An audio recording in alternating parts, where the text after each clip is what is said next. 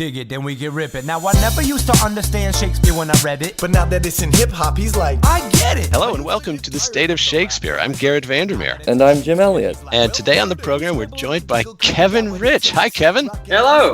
Kevin is the artistic director of the Illinois Shakespeare Festival. As an actor, Kevin has appeared at the Milwaukee Shakespeare, Chicago Shakespeare, Kentucky Shakespeare, Shakespeare and Company, Portland Center Stage, San Jose Rep. You get the idea. Yale Rep, all over the country. American Theater Company, just about everywhere. And we're delighted to have Kevin joining us. Thank you for being here. Thanks for having me. We're interested in talking today about the Illinois Shakespeare Festival. You are the artistic director. What is the Illinois Shakespeare Festival and how did you become involved? The Illinois Shakespeare Festival is attached to Illinois State University and has been for the past 40 years. We're celebrating our 40th anniversary season this summer.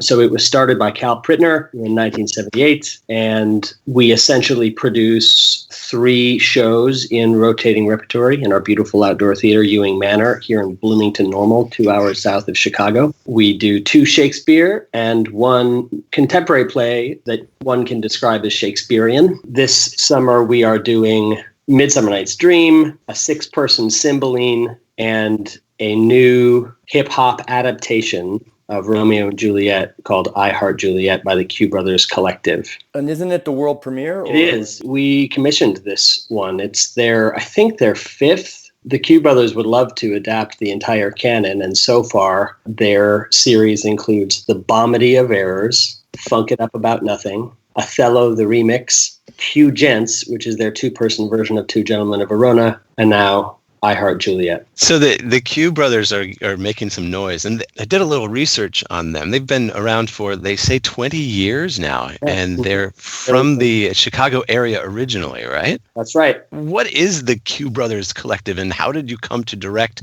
their latest offering? Well, I first saw them in 2008. I was teaching a high school theater program called Cherubs at Northwestern University, and we brought all of them to Chicago Shakespeare to see Funk It Up About Nothing. And it was an amazing experience for all the students. You know, they're essentially adapting this classical material using a hip-hop vocabulary, and you could argue that it's really similar to what Shakespeare was doing with his classics, updating them with contemporary references and music and poetry, and it was just electrifying. And you asked how I came to be here. I first started working here as an actor in 2009, and at the time I was teaching at Kenyon College, and then a position opened up in 2013 to be on the acting faculty as well as artistic director, and I threw my hat in the ring, and here I am. And I thought of them immediately when I got this job, and we were able to make it work to bring them here in 2015 to do Q Gents. It was commissioned by the Oregon Shakespeare Festival, but Bill Rausch very graciously let us take a first look at it, and our audiences loved it. You know, it was funny. Initially, they thought, hip-hop Shakespeare, what are you doing? But then they came to see it, and they loved it. Then for the next 2 years, everybody said, when are you going to bring those Q boys back here? It's an awesome opportunity to be able to bring them down again. I mean, it was a sort of a bucket list thing for me to commission a new play. It was one of the things when I first interviewed here. I said, I believe it's our responsibility as a Shakespeare Festival to do what Shakespeare was doing, which is essentially nurture our poets and our playwrights in adapted classics. I love it, and there's so many points of interest that I want to ask you about, but let's start with, you mentioned Oregon Shakespeare and Bill Rausch, and I'm sure of the big project they're working on. Yes. Which is not hip-hop oriented, but it is doing the same thing you're talking about in terms of updating Shakespeare, bringing it into the modern world. How do you feel about that? Well, you have that first knee-jerk reaction when you hear that people are rewriting Shakespeare, because that's this translation project. That's what you're talking about, right? Correct. Because the other initiative they have here is the American Revolutions initiative, where they're essentially commissioning modern-day history plays, which I think is also very Shakespearean. Hamilton is Shakespeare, as far as I'm concerned. It's a poetic, contemporary, popular history play about our history. Right. The translation series, the knee-jerk reaction is, is this going to be No Fear Shakespeare? I've actually worked on a couple of the staged readings of these plays and have discovered that it's really a very compelling project in that they have commissioned 36 playwrights and 36 dramaturgs to take a deep dive into Shakespearean verse and instructed them to do no harm and to honor the structure of these plays. So it's not moving away from poetry. It's giving playwrights an opportunity to take Shakespearean verse on And someone made the very interesting point that these plays are translated into every other language, every other modern language on earth. So why not English? And observing the care and respect with which the playwrights tackled their assignments makes me very curious about how this is going to inform their work going forward. So if you don't think of it as, well, we should do away with Shakespeare and just update it, and think of this as additive and a supplement and a wonderful opportunity for our poetic playwrights, I'm all for it. That's a really interesting point of view that I don't think, Garrett, you and I have heard. We have not. No. Yes. I know. I'm telling you, you got to think about what Shakespeare was doing with his classics. You know, Right. Let's put you in a room with Jim Shapiro and see what happens. Yeah, exactly. Exactly.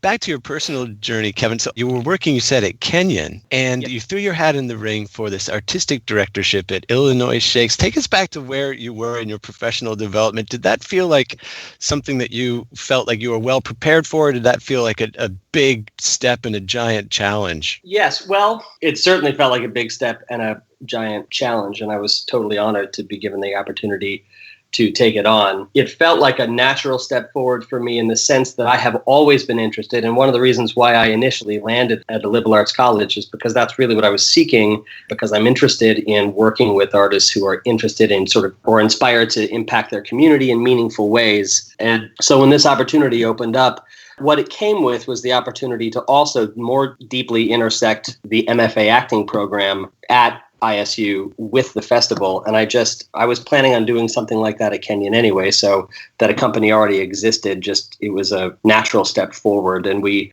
redesigned the program to have a focus on civic engagement. We attracted actors who are interested in taking Shakespeare to new territory. They became the touring company for the festival and took work all over central Illinois and beyond. And my next step, I've accepted a position at the University of Colorado Boulder to help develop programming in what we're calling Applied Shakespeare, which we think of as an umbrella term for Shakespeare that is for arts practitioners that are using Shakespeare in ways outside of the commercial theater, Shakespeare in prisons, Shakespeare with veterans, Shakespeare with students with cognitive disabilities, and also the application of Shakespeare to new work. So in that way, the line makes sense, but it has involved some big leaps forward.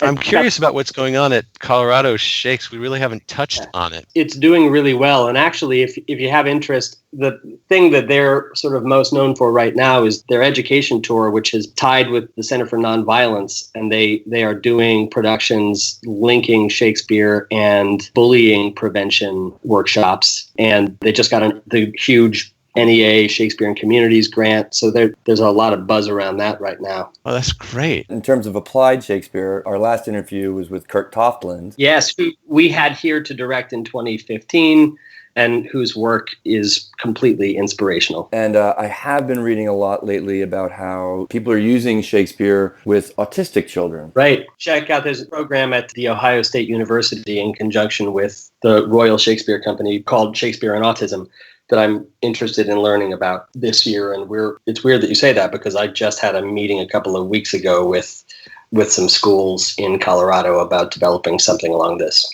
these lines. Fantastic. Now, I know, Jim, that we've had a couple of guests who have talked about their personal journey and their struggles with dyslexia and how discovering Shakespeare changed their world. Yep. It's a double-edged sword. On the one hand, I say that Shakespeare is given a horrible first impression by being compulsory reading in high school. On the other hand, it sets the bar low so that when people do see it performed and hear it performed, it's that much more surprising that it's accessible and thrilling to watch. Yeah, it is an uphill battle because Shakespeare, while a nice read, is not really meant to be read. It's meant to be heard and seen. Agreed. And I tell the story a lot, but the first Shakespeare I saw that really blew my mind was a 6-person As You Like It on a basketball court in the Lower East Side of New York. Ugh. And kids who came to play basketball and saw that their basketball court had been taken over by theater people didn't leave. They sat on the basketballs and they watched the show. And the show was musical and imaginative and theatrical in that everybody was changing roles and it was interactive. And I was like, okay, there's something going on here. And the more I've learned about Shakespeare, the more I've learned that the way in which that play was performed is very similar to how he designed the plays to be performed. I think that when we talk about how accessible these plays are to a popular audience, or can be to a popular audience. The content and the poetry is part of it, but his staging practices, I think, also have to be a part of that conversation.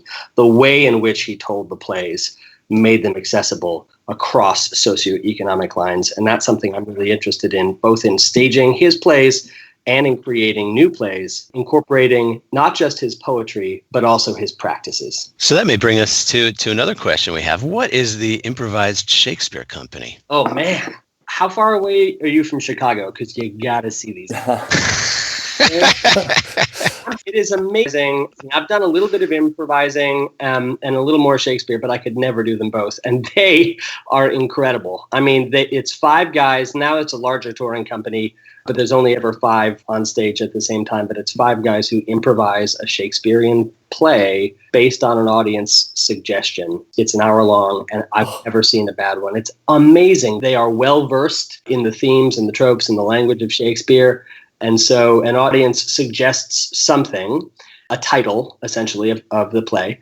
And then someone steps forward and delivers a prologue in rhyming couplets off the top of his head. And then they're off to the races. And it's always a complex play with multiple storylines and lots of Shakespearean references.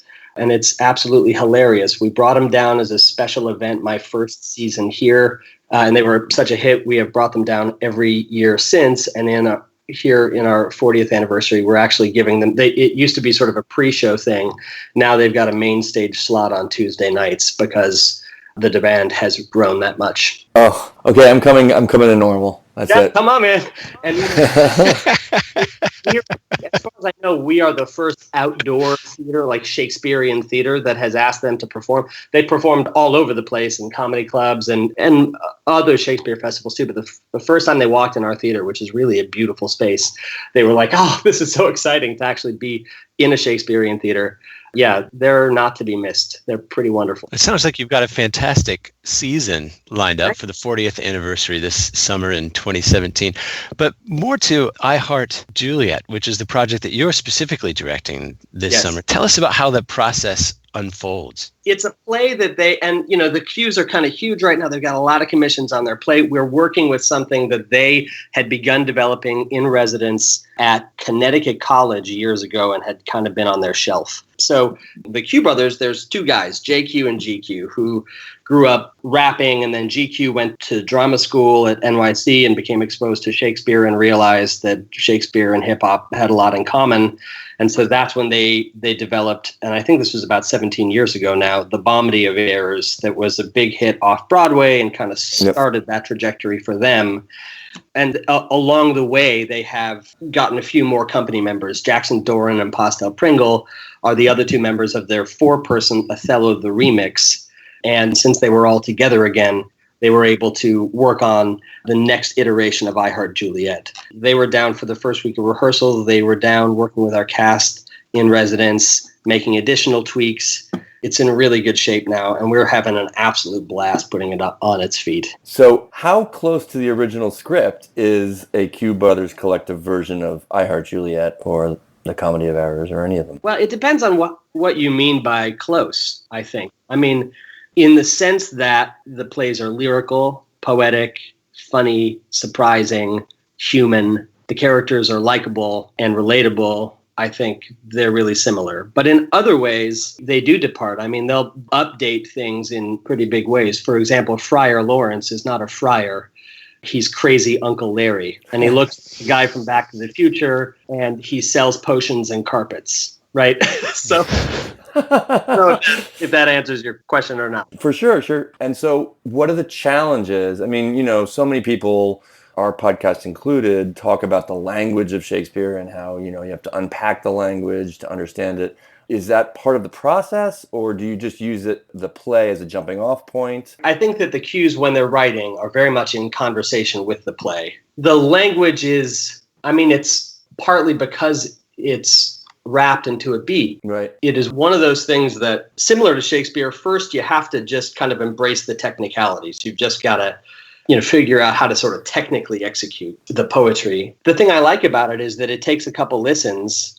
Every time you hear it, because there's so much language and it's coming at you so fast, you get something new every time. And I think that's really similar to Shakespeare. Yeah. And something I love about this form is that you can make an album out of it and you can listen to it over and over again. And that's not unlike the access that Shakespeare's audience had when you could see a play really affordably and go back and see it over and over and over again. I think that's what it takes in order to really absorb, the depth of the poetry. Yes. And so I think there's a lot of potential for this sort of hip hop musical form that seems to be exploding right now.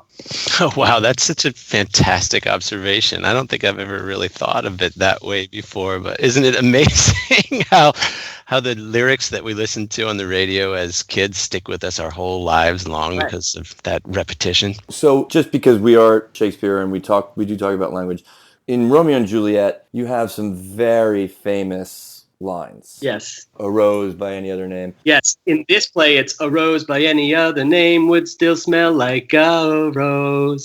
Interesting. So you do keep some of the greatest hits. Yeah. They do work in some lines. But they also, I have to tell this really funny story because, and I think it kind of captures their spirit. I was totally geeking out. We were talking about one of their early drafts, and I was geeking out about the shared sonnet, Romeo and Juliet's, shared sonnet. The first time they speak to each other, they write a sonnet together. And I was sort of like, going on and on about how I think that this is, and especially at this point in Shakespeare's career, he was really, he's in his sort of lyrical phase and he's blowing up as a poet, and he's also, the love stories are becoming more complicated and complex because they've met each other's soulmates. Their love relationships kind of from that point forward are really very much about finding your equal. And so I was saying, what is the hip hop equivalent to that? In the party scene where they meet for the first time, what is the hip hop equivalent? What is your response to the two of them being on equal ground in terms of being incredibly deep souls, poetic souls, amazing with verse and able to complete each other's couplets? And their initial, they were like, they paused and then said, wow, that's really nerdy. And their initial response to that conversation, the next time I saw that scene, Romeo and Juliet were just kind of grunting at each other. They were unable to speak. They're like, their first exchange was like, whoa, oh, hi. Yeah. It was like that, which I think is a great descriptor of their sort of, there's a way in which they're interested in kind of subverting or surprising our expectations. And this play, there's something really interesting about how we go in expecting like, okay, this is their response to Romeo and Juliet. So what does that mean? And then they throw characters like Crazy Uncle Larry at us. Just at a moment where we're about to feel something, they surprise our expectations and they return it to a place of levity until the end, which actually really does pack a punch. And even that can be described as Shakespearean, creating moments of levity. It's like Osric in the hat scene right before everything, goes to hell at the end of Hamlet. Absolutely. It's that roller coaster that Shakespeare takes us on that I think they instinctively do as well. So it's been a really fun process to work on. For our listeners who are interested in catching the show, what are the details? So we're part of a 3-show rep, and I Heart Juliet takes place in our Black Box Theater on the ISU campus, Sunday afternoons and Tuesday nights. And then on Tuesday nights, Improvised Shakespeare is happening in the outdoor space. And then every other night of the week, except Mondays when we're dark, we are repping the 2 Shakespeares, Midsummer and Cymbeline, outside. You can find out the whole complicated schedule on IllinoisShakes.com. The shows open starting, I Heart Juliet starts a week later, July 9th.